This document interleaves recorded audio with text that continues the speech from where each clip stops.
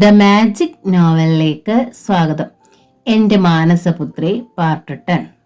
കൊറിയറിൽ വന്ന പാക്കറ്റുമായി സോഫിയ വേഗം കോൺവെന്റിലേക്ക് ചെന്നു. പരിഭ്രമം കാരണം അവളുടെ കാലുകൾ വിറയ്ക്കുന്നുണ്ടായിരുന്നു. എന്താണ് ഇതിന്റെ അർത്ഥം? പ്രയർ ഹാളിൽ വെച്ച് സിസ്റ്റർ മാർട്ടിനെ പറഞ്ഞ കാര്യമാണ് അവളുടെ മനസ്സിൽ കിടന്ന് തിളച്ചത്. സോഫിയ, വരുന്ന 18-ാം തീയതി നിന്റെ ജീവിതത്തിലെ ഒരു പ്രധാന സംഭവം നടക്കും. ഇതാ ഇപ്പോൾ ഡാനി എന്ന മനുഷ്യൻ ഒരു പട്ട് സാരിയും അതിനോടൊപ്പം ഒരു കുറിപ്പ് അയച്ചിരിക്കുന്നു. 18-ാം തീയതി നമ്മുടെ മനസ്സമ്മതം. അവൾ സിസ്റ്റർ മാർട്ടിനയുടെ മുറിയിലേക്ക് ചെന്നു. സിസ്റ്റർ അപ്പോൾ ഒരു പുസ്തകം വായിച്ചുകൊണ്ടിരിക്കുകയായിരുന്നു. എന്താ സോഫിയ? അവളുടെ നനഞ്ഞ കണ്ണുകൾ കണ്ട് ഉത്കണ്ഠയോടെ സിസ്റ്റർ മാർട്ടിന് ചോദിച്ചു. സിസ്റ്റർ, ഇത് കണ്ടോ? എന്താണിത്? എനിക്കൊന്നും മനസ്സിലാകുന്നില്ല, കണ്ണീരോടെ അവൾ പറഞ്ഞു. സിസ്റ്റർ ആ കുറിപ്പ് വാങ്ങി വായിച്ചു. ഇതാണോ കാര്യം? സോഫിയ, എന്റെ കൂടെ വാ. അവളെ മദർ ബിയാട്രസിന്റെ അടുത്തേക്കാണ് സിസ്റ്റർ കൊണ്ടുപോയത്. വാ മോളെ, നിന്നെ സംബന്ധിക്കുന്ന ഒരു പ്രധാനപ്പെട്ട തീരുമാനം ഞങ്ങൾ എടുത്തു കഴിഞ്ഞു. നിന്നെ കെട്ടിച്ചയക്കാൻ പോവാണ്. മദർ, അവൾ അമ്പരന്നു. ഡാനിയെ നീ ഒരിക്കൽ കണ്ടിട്ടുണ്ടാവും. നല്ല ചെറുപ്പക്കാരനാണ്, ആത്മാർത്ഥതയും ദൈവഭയവും ഉള്ളവൻ, എഞ്ചിനീയർ. അവൻ നിനക്ക് അനുയോജ്യനാണ്.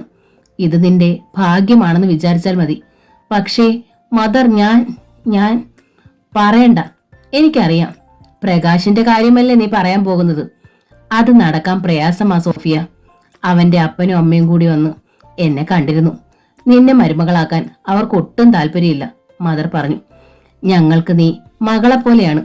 നിന്നെ ഞങ്ങൾ കെട്ടിച്ചു വിടുന്നു. നീ ചെന്ന് കയറുന്ന വീട്ടിൽ നിനക്ക് സ്വസ്ഥതയും സമാധാനവും സ്നേഹവും കിട്ടണമെന്നാണ് ഞങ്ങളുടെ ആഗ്രഹം. ഇപ്പോഴത്തെ അവസ്ഥയിൽ പ്രകാശിന്റെ വീട്ടിൽ നിനക്കത് കിട്ടുമെന്ന് ഞങ്ങൾക്ക് വിശ്വാസമില്ല സോഫിയ, സിസ്റ്റർ മാർട്ടിന് പറഞ്ഞു. തന്റെ സ്വപ്നങ്ങൾ മുഴുവൻ ചീട്ട് കൊട്ടാരം പോലെ വീണ് തകരുന്നത് സോഫിയ കണ്ടു. പ്രകാശ് സാറിനെ തനിക്ക് നഷ്ടപ്പെടുകയാണ്. ഡാനി നല്ലവനാണ് മോളെ. അവനും അവന്റെ അമ്മയ്ക്ക് നിന്നെ ഒരുപാട് ഇഷ്ടപ്പെട്ടു.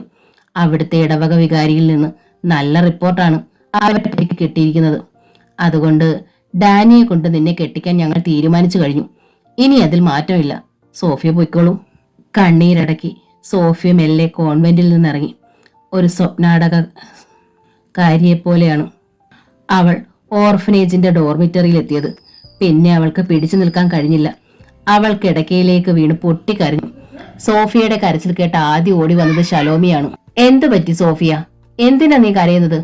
സോഫിയയ്ക്ക് മറുപടി പറയാൻ കഴിഞ്ഞില്ല. ഗദ്ഗതകൾ അവളെ വീർപ്പ് മുട്ടിച്ചു. കൂട്ടുകാരികളായ എലിസബത്തും ആനിയും വന്ന് ചോദിച്ചിട്ടും അവൾ ഒരക്ഷരം പോലും പറഞ്ഞില്ല. ആ രാത്രിയിൽ അവൾ ഉറങ്ങിയതേയില്ല. പ്രകാശ് സാറിനെ കണ്ട് വിവരം അറിയിക്കണം. ഈ വാർത്ത സാർ എങ്ങനെയായിരിക്കും സ്വീകരിക്കുക? സാറിന്റെ ഹൃദയം തകരില്ലേ? താൻ കാരണം ഒരു പാവ മനുഷ്യൻ. പിറ്റേന്ന് രാവിലെ അവൾ കോളേജിലേക്ക് പോകാൻ ഓർഫനേജിൽ നിന്നിറങ്ങിയപ്പോൾ കോൺവെന്റിന്റെ മുറ്റത്ത് സിസ്റ്റർ മാർട്ടിൻ അവളെ കാത്തു നിൽക്കുന്നുണ്ടായിരുന്നു. സോഫിയ, സിസ്റ്റർ വിളിച്ചു. അവൾ അടുത്തേക്ക് ചെന്നു. കെട്ടുറപ്പിച്ച പെണ്ണാണ് നീ. അക്കാര്യം എപ്പോഴും ഓർമ്മ വേണം. നീ പ്രകാശിനെ കാണുകയോ സംസാരിക്കുകയോ ചെയ്യരുത്. അയാൾ ഇവിടെ വന്ന് ബഹളം ഉണ്ടാക്കിയാൽ എല്ലാവർക്കും അത് ബുദ്ധിമുട്ടാകും. അവൾ മെല്ലെ തല കുലുക്കി. പൊയ്ക്കോ. സോഫിയ കോളേജിലേക്ക് പോയി. ആരൊക്കെ എന്തൊക്കെ പറഞ്ഞാലും തന്റെ കെട്ടുറപ്പിച്ച കാര്യം പ്രകാശ് സാർ അറിയണം. അല്ലെങ്കിൽ സാറിനോട് ചെയ്യുന്ന ചതിയായിരിക്കും അത്. അന്നുച്ചയ്ക്ക് അവൾ പ്രകാശിനെ കാണാൻ സ്റ്റാഫ് റൂമിലേക്ക് ചെന്നു. അയാൾ സീറ്റിലുണ്ടായിരുന്നു. സോഫിയെ കണ്ട് അയാൾ പുറത്തേക്ക് ഇറങ്ങി വന്നു. എനിക്ക് സാറിനോടൊരു കാര്യം പറയാനുണ്ട്. എന്താണ്? അവർ വരാന്തയിൽ മാറി നിന്നു. ഈ വരുന്ന 18-ാം തീയതി എന്റെ മനസ്സമ്മതമാണ്. എല്ലാം തീരുമാനിച്ചു കഴിഞ്ഞു. ഞെട്ടലോടെ പ്രകാശ് അവളെ നോക്കി. സോഫിയ, ഞാൻ അന്നൊരു ഡാനിയുടെ കാര്യം പറഞ്ഞില്ലേ? അയാളാണ്. ഇന്നലെയാണ് മദർ എന്നോട് ഈ കാര്യം പറഞ്ഞത്. ഈ കെട്ട് നടക്കില്ല. ഡാനിയെ കണ്ട് ഞാൻ സംസാരിക്കാം. അയാൾ ഒഴിഞ്ഞു പോയാലോ നമ്മൾ തമ്മിലുള്ള കെട്ടിന് കോൺവെന്റിൽ നിന്ന് അനുവാദം കിട്ടുമെന്ന് തോന്നുന്നില്ല. സാറിന്റെ ചാച്ചനും അമ്മച്ചിയും വന്ന് മദറിനെ കണ്ടിരുന്നു. എന്നെ മരുമകളായി സ്വീകരിക്കാൻ അവർ തയ്യാറല്ലെന്നാണ് പറഞ്ഞത്. പ്രകാശ് സ്തംഭിച്ചു നിന്നു. പക്ഷേ സാറിനൊരു കാര്യം ഉറപ്പിക്കാം. ഡാനിയെന്നല്ല വേറൊരു പുരുഷനും എന്റെ കഴുത്തിൽ മിന്നു കെട്ടുകയില്ല. അതിനെ സോഫിയ നിന്നു കൊടുക്കില്ല. സാറിന് എന്നെ വിശ്വസിക്കാം. കൂടുതലൊന്നും പറയാതെ അവൾ ക്ലാസ്സിലേക്ക് പോയി. എന്ത് ചെയ്യണമെന്നറിയാതെ പ്രകാശ് നിന്നു. അന്നത്തെ ഡാൻസ് ക്ലാസ് കഴിഞ്ഞപ്പോഴേക്കും ഗ്ലോറിയ തളർന്നുപോയി. ഒറ്റയടിക്ക് 1.5 മണിക്കൂറാണ് അവൾ ബ്രേക്ക് ഡാൻസ് പരിശീലിച്ചത്. ഗ്ലോറിയ നന്നായി ചെയ്യുന്നുണ്ട്. കൺഗ്രാറ്റുലേഷൻസ്. ഇവിടെ പഠിച്ച ഒരു കുട്ടിയും ഇത്രയും ചുരുങ്ങിയ സമയം കൊണ്ട് ഇതുപോലെ വേഗത്തിൽ സ്റ്റെപ്പുകൾ പഠിച്ചിട്ടില്ല. ഡാൻസ് സ്കൂളിലെ ഇൻസ്ട്രക്ടർ ഡയാന പറഞ്ഞു. താങ്ക് യു മാഡം, അവൾ സന്തോഷത്തോടെ പറഞ്ഞു. ഗ്ലോറിയ സുന്ദരിയാണ്. ഈ ശരീരവടിവുകൾ ഇതുപോലെ നിലനിർത്താൻ ഡാൻസിന് കഴിയും. ഡാൻസ് നല്ലൊരു വ്യായാമമാണ്. ദിവസവും അരമണിക്കൂർ ഞാൻ മുടങ്ങാതെ ചെയ്യുന്നുണ്ട്. ഡ്രസ്സിംഗ് റൂമിൽ ചെന്ന് വേഷം മാറുമ്പോൾ അവൾ നിലക്കണ്ണാടിയിൽ ഗ്ലോറിയ അവളുടെ ശരീരം കണ്ടു. ഡയാന മാഡം പറഞ്ഞത് ശരിയാണെന്ന് അപ്പോൾ അവൾക്ക് തോന്നി. വടിവുകൾ നിലനിർത്താൻ ഡാൻസിന് കഴിയും. പെട്ടെന്ന് അവളുടെ മൊബൈൽ ശബ്ദിച്ചു. നോക്കിയപ്പോൾ റോബിനാണ്. കഴിയാറായില്ലേ ഗ്ലോറിയ? ഞാൻ താഴെ വന്ന് വെയിറ്റ് ചെയ്യുവാണ്, അവൻ പറഞ്ഞു. കഴിഞ്ഞു റോബിൻ, ഞാനിതാ വരുന്നു. ഗ്ലോറിയ ഹാൻഡ് ബാഗ് എടുത്ത് തോളിൽ തൂക്കി വെളിയിലേക്ക് വന്നു. താഴെ റോബിൻ ബൈക്കുമായി കാത്തു നിൽക്കുന്നുണ്ടായിരുന്നു. ചില ദിവസങ്ങളിൽ റോബിനാണ് അവളെ ഡാൻസ് സ്കൂളിൽ വിടാറുള്ളത്. ബൈക്ക് യാത്ര അവൾക്ക് ഇഷ്ടമാണ്. ഡാൻസ് സ്കൂളിന്റെ പടികൾ ഇറങ്ങി അവൾ റോബിന്റെ അടുത്തേക്ക് ചെന്നു. ഞാൻ വൈകിയോ റോബിൻ? ബൈക്കിന്റെ പിന്നിലേക്ക് കയറിയിരുന്നു കൊണ്ട് അവൾ ചോദിച്ചു. ഹേയ് ഇല്ല, കഴിഞ്ഞ 1.5 മണിക്കൂറായി പാവം കാത്തു നിൽക്കുകയായിരുന്നു. റോബിൻ ബൈക്ക് മുന്നോട്ടെടുത്തു. നല്ല സ്പീഡ് വിട്ടോ, മുന്നോട്ടാഞ്ഞുകൊണ്ട് അവൾ അവന്റെ ചെവിയിൽ മന്ത്രിച്ചു. അവൻ ബൈക്കിന്റെ വേഗം വർദ്ധിപ്പിച്ചു. പെട്ടെന്നാണ് സൈഡ് റോഡിൽ നിന്ന് അപ്രതീക്ഷിതമായ ഒരു കാർ ഇറങ്ങി വന്നത്. റോബിൻ പെട്ടെന്ന് ബ്രേക്ക് പിടിച്ചു. പക്ഷേ കാറുമായി കൂട്ടിയിടിച്ചില്ലെങ്കിലും ബൈക്ക് പാളി. റോബിനും ഗ്ലോറിയയും ഒരു വശത്തേക്ക് വീണു. അവൻ പെട്ടെന്ന് ചാടി എഴുന്നേറ്റ് അവളെ പിടിച്ചുയർത്തി. രണ്ടുപേർക്കും കാര്യമായ കുഴപ്പമൊന്നും ഉണ്ടായില്ല. ഗ്ലോറിയയുടെ വലത്തെ കൺപിരികത്തിന് മുകളിൽ അല്പം തൊലി പൊട്ടി. ഇടത് കൈമുട്ടൊരിഞ്ഞ് ചോര പൊടിഞ്ഞു. എന്തെങ്കിലും പറ്റിയോ ഗ്ലോറിയ? ഉത്കണ്ഠയോടെ റോബിൻ ചോദിച്ചു. ഹേയ് സാരമില്ല, ഗ്ലോറിയ അങ്ങനെ പറഞ്ഞെങ്കിലും റോബിൻ അവളെയും കൊണ്ട് തൊട്ടടുത്ത മരിയ നഴ്സിംഗ് ഹോമിലേക്ക് ചെന്നു. കാഷ്വാലിറ്റിയിൽ ഡോക്ടർ ആന്റണിയാണ് ഉണ്ടായിരുന്നത്.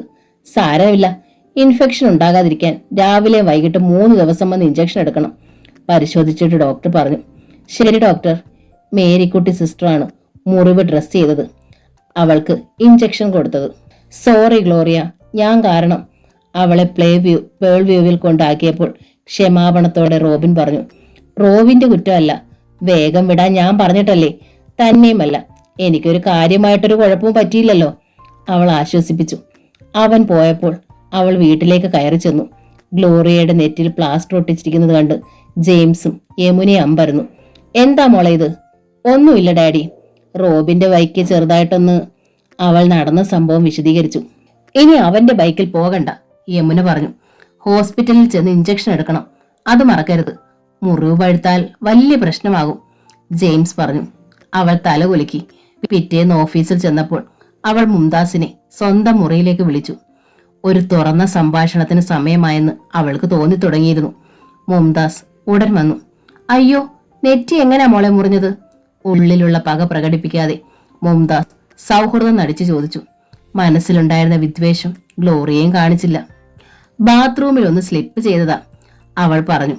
മുംതാസിനെ തന്റെ പാളയത്തിലേക്ക് കൊണ്ടുവന്നാൽ തോബിയാസിന്റെ സകല രഹസ്യങ്ങളും ചോർത്തിയെടുക്കാൻ കഴിയുമെന്ന് അവൾക്ക് തോന്നി. ഒരു ശ്രമം നടത്തി നോക്കാം. ഞാൻ ഇപ്പോൾ മുംതാസിനെ വിളിപ്പിച്ചത് ഒരു പ്രധാന കാര്യം പറയാനാണ്, ഗ്ലോറിയ തുടക്കമിട്ടു. എന്താണ്? മുംതാസ് ആകാംക്ഷയോടെ നോക്കി. മുംതാസ് ആളൊരു പാവമാണെന്ന് എനിക്കറിയാം, പക്ഷേ തോബിയാസ് ആണ് നിങ്ങളെ ചീത്തയാക്കിയത്, പണം തന്ന് പ്രലോഭിപ്പിച്ച്. തെറ്റാർക്കും സംഭവിക്കാം മുംതാസ്, പക്ഷേ തെറ്റുപറ്റിയെന്ന് മനസ്സിലായാൽ തിരുത്തണം, അതാണ് ബുദ്ധി. മോൾ എന്താണ് പറഞ്ഞു വരുന്നത്? മുംതാസിന് ഒരു മാപ്പ് സാക്ഷിയാകാൻ ആഗ്രഹമുണ്ടോ? മനസ്സിലായില്ല. ട്രസ്റ്റിനെ വഞ്ചിച്ച് തോബിയാസ് ഒരുപാട് പണം സമ്പാദിച്ചിട്ടുണ്ട്, അതിന്റെ ഒരു വിഹിതം മുംതാസിനും തന്നു കാണും. മുംതാസ് ഒന്നും മിണ്ടിയില്ല. പക്ഷേ മുംതാസിന് ഞാൻ മാപ്പ് തരും. തോബിയാസ് ചെയ്തിട്ടുള്ള വെട്ടിപ്പുകളെ കുറിച്ച് എനിക്ക് വിവരം തരണം. അയാൾ ഇനി പ്ലാൻ ചെയ്യുന്ന തന്ത്രങ്ങളെക്കുറിച്ച് അപ്പോൾ അറിവ് തരണം. എന്താ? തോബിയാസിനെ ഇപ്പോൾ തന്നെ പോലീസിനെ കൊണ്ട് അറസ്റ്റ് ചെയ്യിക്കാനുള്ള തെളിവുകൾ തന്റെ കയ്യിലുണ്ടെന്ന് ഗ്ലോറിയയ്ക്ക് അറിയാമായിരുന്നു. പക്ഷേ ട്രസ്റ്റിൽ നിന്ന് അയാളെ പുറത്താക്കും മുമ്പ് അയാൾ വെട്ടിച്ച പണം മുഴുവൻ തിരിച്ചു പിടിക്കണമെന്ന് അവൾക്ക് വാശിയുണ്ടായിരുന്നു. അതിന്റെ കണക്കറിയണം. മുംതാസ് അക്കൗണ്ടന്റ് ആണ്, അവൾ സഹായിച്ചാൽ അത് എളുപ്പമാവും. മുംതാസിന് എത്ര നാൾ വേണമെങ്കിലും ഇവിടെ തുടരാം, ശമ്പളം കൂട്ടിത്തരാം. മുംതാസിന്റെ ദാമ്പത്യ ജീവിതവും ഭദ്രമായിരിക്കും, ഗ്ലോറിയ പറഞ്ഞു. എന്നിട്ട് അവൾ കമ്പ്യൂട്ടറിലെ ഒരു ഫയൽ മൗസ് ഉപയോഗിച്ച് ക്ലിക്ക് ചെയ്ത് തുറന്നു. ഇത് നോക്കൂ, കമ്പ്യൂട്ടറിന്റെ മോണിറ്ററിൽ തെളിഞ്ഞ ചിത്രം കണ്ട് മുംതാസ് ഞെട്ടി. ബെഡ്റൂമിൽ തോബിയാസ് മുതൽ നിൽക്കുന്ന ഫോട്ടോയായിരുന്നു അത്. രണ്ടുപേർക്കും വസ്ത്രങ്ങൾ നന്നേ കുറവ്. ഞാനെന്ന് വന്നപ്പോൾ എന്റെ മൊബൈൽ ഫോണിലെ ക്യാമറ ഉപയോഗിച്ച് എടുത്തതാണ്. മുംതാസ് സഹകരിച്ചാൽ ഈ ഫോട്ടോ ഞാൻ മായ്ച്ചു കളയും. ഇതെങ്ങാനും അക്ബർ അറിഞ്ഞാൽ നിങ്ങളെ മൊഴി ചൊല്ലും. മോൾ പറയുന്നത് പോലെ ചെയ്യാം. പെട്ടെന്ന് മുംതാസ് സമ്മതിച്ചു. മുംതാസിന് ബുദ്ധിയുണ്ട്. നിങ്ങളെ ഞാൻ രക്ഷപ്പെടുത്താം. നമ്മൾ ഈ സംസാരിച്ചതൊന്നും തോബിയാസ് അറിയരുത്. ഇല്ല, പൊയ്ക്കോളൂ. മുംതാസ് മുറിയിൽ നിന്ന് ഇറങ്ങിപ്പോയി. സ്വന്തം മുറിയിൽ ചെന്ന ഉടനെ തോബിയാസിനെ മുംതാസ് വിളിച്ചു. വൈകുന്നേരം വീട്ടിൽ വരണം, ഒരു കാര്യം സംസാരിക്കാനുണ്ട്. വരാം, അയാൾ സമ്മതിച്ചു. അന്ന് വൈകുന്നേരം അയാൾ മുംതാസിന്റെ വീട്ടിലെത്തി. ഗ്ലോറിയയുമായി ഉണ്ടായ കൂടിക്കാഴ്ചയെക്കുറിച്ച് വിശദമായി അവൾ അയാളോട് പറഞ്ഞു. എന്തു ചെയ്യും നമ്മളിനി? അവൾ ചോദിച്ചു. അവൾക്ക് വേണമെങ്കിൽ നമ്മളെ എന്ത് വേണമെങ്കിലും ചെയ്യാം, എന്തും. നമുക്കെതിരെ ഉപയോഗിക്കാൻ പല ആയുധങ്ങളും ഉണ്ട് അവളുടെ കയ്യിൽ. നിരാശയോടെ തോബിയാസ് പറഞ്ഞു. ഞാനൊരു മാർഗം പറയട്ടെ. ബൈക്കിൽ നിന്ന് വീണവൾ മരിയ നേഴ്സിംഗ് ഹോമിൽ ചികിത്സയിലാണ്. അവിടുത്തെ നേഴ്സ് മേരിക്കുട്ടി വഴി അറിഞ്ഞതാ ഞാനിത്. അവൾ വിചാരിച്ചാൽ മരുന്ന് മാറി ഇഞ്ചക്ഷൻ എടുത്താൽ. തോബിയാസിന്റെ മനസ്സിൽ പെട്ടെന്നൊരാശയം വിരിഞ്ഞു. കൊല്ലണ്ട, അവൾ നമ്മുടെ കാൽക്കൽ വന്ന് യാചിക്കണം, നമ്മുടെ താളത്തിനൊത്ത് തുള്ളണം. തന്റെ രഹസ്യ പദ്ധതി അയാൾ മുംതാസിനോട് പറഞ്ഞു. മേരിക്കുട്ടിയെ ഉപയോഗിച്ച് ഗ്ലോറിയെ മയക്കുമരുന്നിന് അടിമയാക്കുക. അന്ന് രാത്രിയിൽ അയാൾ മേരിക്കുട്ടിയുടെ വീട്ടിൽ ചെന്നു. ഒരു ചെറിയ വീട്ടിൽ പ്രാരാബ്ദങ്ങളുമായി കഴിയുന്ന മധ്യവയസ്കയായിരുന്നു അവൾ. തോബിയാസ് 500 ഒരു കെട്ട് നോട്ടെടുത്ത് മേരിക്കുട്ടിയുടെ മുന്നിൽ വെച്ചു. നാളെ ഗ്ലോറി ഇഞ്ചക്ഷൻ എടുക്കാൻ വരുമ്പോൾ ഞാൻ തരുന്ന മരുന്ന് കുത്തിവെക്കണം. മയക്കുമരുന്നാണ്. മേരിക്കുട്ടിക്ക് ഒരു കുഴപ്പവും വരില്ല. ഒരാഴ്ച കഴിയുമ്പോൾ ഇതുപോലെ 1 ലക്ഷം കൂടി ഞാൻ തരും. വളരെ നിർബന്ധിച്ച ശേഷമാണെങ്കിലും അവൾ സമ്മതിച്ചു. പോക്കറ്റിൽ നിന്ന് 4 ഇഞ്ചക്ഷനുള്ള മരുന്നെടുത്ത് തോബിയാസ് അവളെ ഏൽപ്പിച്ചു. പിറ്റേന്ന് രാവിലെ ഗ്ലോറിയ ഹോസ്പിറ്റലിൽ ചെന്നപ്പോൾ മേരിക്കുട്ടി അവൾക്ക് ആദ്യത്തെ ഡോസ് കുത്തിവെച്ചു. തിരിച്ചു പോരുമ്പോൾ ഗ്ലോറിയയ്ക്ക് വല്ലാത്ത സന്തോഷം തോന്നി. ഒരു പ്രത്യേക സുഖം, നല്ല ഊർജ്ജസ്വലത. വൈകുന്നേരം 6 മണിക്കും അവൾ മരിയ നേഴ്സിംഗ് ഹോമിൽ ചെന്നു. മേരിക്കുട്ടി കാത്തിരിക്കുകയായിരുന്നു. ഗ്ലോറിയയ്ക്ക് അപകടമൊന്നും സംഭവിച്ചില്ലല്ലോ എന്ന് മനസ്സിലായപ്പോൾ അവൾക്ക് ആശ്വാസമായി. 2ാമത്തെ ഡോസ് അവൾ ഗ്ലോറിയയ്ക്ക് കൊടുത്തു. തിരിച്ച് പേൾവ്യൂവിലേക്ക് കാർ ഓടിക്കുമ്പോൾ താൻ മേഘങ്ങൾക്കിടയിലൂടെ ഒഴുകിപ്പോകുന്നത് പോലെയാണ് തോന്നിയത്. സ്വർഗത്തിലെത്തിയതുപോലെ. ശരീരത്തിന് ഭാരമില്ല, സുഖം, സുഖം മാത്രം. പിറ്റേന്ന് രാവിലെ മേരിക്കുട്ടി ഡ്യൂട്ടിക്ക് എത്തിയപ്പോൾ ഗ്ലോറിയ വന്നു. കാത്തിരിപ്പുണ്ടായിരുന്നു. എനിക്ക് ഇഞ്ചക്ഷൻ താ സിസ്റ്ററെ. കൈ നീട്ടി അവൾ പറഞ്ഞു. മേരിക്കുട്ടി മരുന്നിന്റെ അടുത്ത കുപ്പി എടുത്തു. Good morning Gloria. കുഴപ്പമൊന്നുമില്ലല്ലോ? ഇഞ്ചക്ഷൻ മുറിയിലേക്ക് കയറി വന്ന ഡോക്ടർ ആന്റണിയുടെ ചോദ്യം കേട്ട് നേഴ്സ് മേരിക്കുട്ടി ഞെട്ടി. ഗ്ലോറിയയ്ക്ക് ഇഞ്ചക്ഷൻ എടുക്കാനുള്ള പ്രത്യേക മരുന്ന് കുപ്പിയിൽ നിന്ന് സിറിഞ്ചിലേക്ക് എടുക്കുകയായിരുന്നു മേരിക്കുട്ടി. കുഴപ്പമൊന്നുമില്ല ഡോക്ടർ, വേദന അറിയാനേ ഇല്ല. എന്ന് മാത്രമല്ല, ഇഞ്ചക്ഷൻ എടുത്തു കഴിയുമ്പോൾ നല്ല സുഖവുമാണ്. സന്തോഷത്തോടെ ഗ്ലോറിയ പറഞ്ഞു. സുഖമോ? സംശയത്തോടെ ഡോക്ടർ ആന്റണിയുടെ കണ്ണുകൾ മേരിക്കുട്ടിക്ക് നേരെ തിരിഞ്ഞു. കയ്യിലിരുന്ന സിറിഞ്ചും ആംപ്യൂളും അവൾ മെല്ലെ പിന്നിലേക്ക് മറച്ചു പിടിച്ചു. ഞാൻ കുറിച്ചു തന്ന ആന്റിബയോട്ടിക് അല്ലേ ഗ്ലോറിയയ്ക്ക് കൊടുക്കുന്നത്? ഡോക്ടർ ചോദിച്ചു. മേരിക്കുട്ടിയുടെ മുഖം ഭയം കൊണ്ട് വിളറി വെളുത്തു. കാണിക്കൂ, ഡോക്ടർ ആവശ്യപ്പെട്ടു. മേരിക്കുട്ടി അനങ്ങിയില്ല. കൗതുകത്തോടെ എല്ലാം കണ്ടിരുന്നതേ ഉള്ളൂ ഗ്ലോറിയ. മേരിക്കുട്ടിയുടെ അടുത്തേക്ക് ചെന്ന് അവളുടെ കയ്യിലിരുന്ന സിറിഞ്ചും ഒഴിഞ്ഞ ആംപ്യൂളും ഡോക്ടർ ബലമായി പിടിച്ചു വാങ്ങി. ഒഴിഞ്ഞ മരുന്ന് കുപ്പിയുടെ പുറത്ത് എഴുതിയിരിക്കുന്ന പേര് കണ്ട് ഡോക്ടർ ആന്റണി ഞെട്ടി. മൈ ഗോഡ്, നിങ്ങൾ എന്താണ് ഈ ചെയ്യുന്നത്? നിങ്ങൾക്ക് എവിടുന്ന് കിട്ടി ഈ മരുന്ന്? വിശ്വാസം വരാതെ ഡോക്ടർ ചോദിച്ചു. ഡോക്ടർ, എനിക്ക് ഭയം കാരണം മേരിക്കുട്ടിക്ക് ഒന്നും പറയാൻ കഴിഞ്ഞില്ല. നിങ്ങൾ ഇങ്ങോട്ട് വന്നേ. മേരിക്കുട്ടിയുടെ കൈ പിടിച്ചു വലിച്ച് അവളെ ഡോക്ടർ അകത്തെ മുറിയിലേക്ക് കൊണ്ടുപോയി. സത്യം പറ, ഇത് എവിടുന്നാ നിങ്ങൾക്ക് കിട്ടിയത്? ആര് പറഞ്ഞിട്ടാ നിങ്ങൾ ആ കുട്ടിക്ക് ഇഞ്ചക്ട് ചെയ്തത്? അരുതാത്തത് എന്തോ സംഭവിച്ചിട്ടുണ്ടെന്ന് ഗ്ലോറിയയ്ക്ക് മനസ്സിലായി. അവൾ വാതിലിനടുത്തേക്ക് ചെന്ന് കാതോർത്തു. ആ കുട്ടി കൊണ്ടുവന്ന് തന്നതാ സാറേ. എന്നിട്ട് എന്നോട് പറഞ്ഞു ഇത് കുത്തിവെക്കാൻ. ഞാൻ വിചാരിച്ചു ഡോക്ടർ പറഞ്ഞിട്ട് വെളിയിൽ നിന്ന് മേടിച്ചതാണെന്ന്. മേരിക്കുട്ടി പറഞ്ഞത് കേട്ട് ഗ്ലോറിയ അമ്പരന്നു. എന്തോ കള്ളക്കളി നടന്നിട്ടുണ്ട്. ഇത് ആന്റിബയോട്ടിക് അല്ല, പെത്തിഡീൻ എന്ന മരുന്നാണ്. സ്ഥിരമായി ഇൻജെക്ട് ചെയ്താൽ അടിമയായി പോകുന്ന മയക്കുമരുന്നാണിത്. ഗ്ലോറിയ അത് കേട്ട് ഞെട്ടി. ഇനി മേലാൽ ഇത് ആവർത്തിക്കരുത്, മനസ്സിലായില്ലേ? പുറത്തറിഞ്ഞാൽ നമ്മുടെ ഹോസ്പിറ്റലിന് പേരുദോഷം ഉണ്ടാവും. ജെയിംസ് പരാതി കൊടുത്താൽ ഞാനും നിങ്ങളും അകത്താകും. ഗ്ലോറിയ വേഗം തിരിച്ചു ചെന്ന് കസേരയിലിടുന്നു. ഡോക്ടർ ആന്റണിയും പിന്നാലെ മേരിക്കുട്ടിയും അവളുടെ അടുത്തേക്ക് വന്നു. ഗ്ലോറിയാണോ ഈ മരുന്ന് കൊണ്ടുവന്നത്? ഡോക്ടർ ചോദിച്ചു. മേരിക്കുട്ടിയുടെ കണ്ണുകളിൽ ഭീതി നിറയുന്നത് അവൾ കണ്ടു. അതെ, നിഷ്കളങ്ക ഭാവത്തിൽ ഗ്ലോറിയ പറഞ്ഞു. ഇത്തവണ മേരിക്കുട്ടിയാണ് ഞെട്ടിയത്. എവിടുന്ന് കിട്ടി ഈ മരുന്ന്? എന്റെ ഒരു ഫ്രണ്ട് തന്നതാ. ഇത് ഇഞ്ചക്ട് ചെയ്താൽ മുറിവുകൾ വേഗം ഉണങ്ങുമെന്ന് അവൾ പറഞ്ഞു. അങ്ങനെ പറഞ്ഞത് ആരായാലും അവൾ ഗ്ലോറിയയുടെ ഫ്രണ്ട് അല്ല. ഇതൊരു മയക്കുമരുന്നാണ്. ഇത് 2 or 3 തവണ കുത്തിവെച്ചാൽ എന്നും കുത്തിവെക്കേണ്ടി വരും. ഗ്ലോറിയ ഈ മയക്കുമരുന്നിന്റെ അടിമയാകും.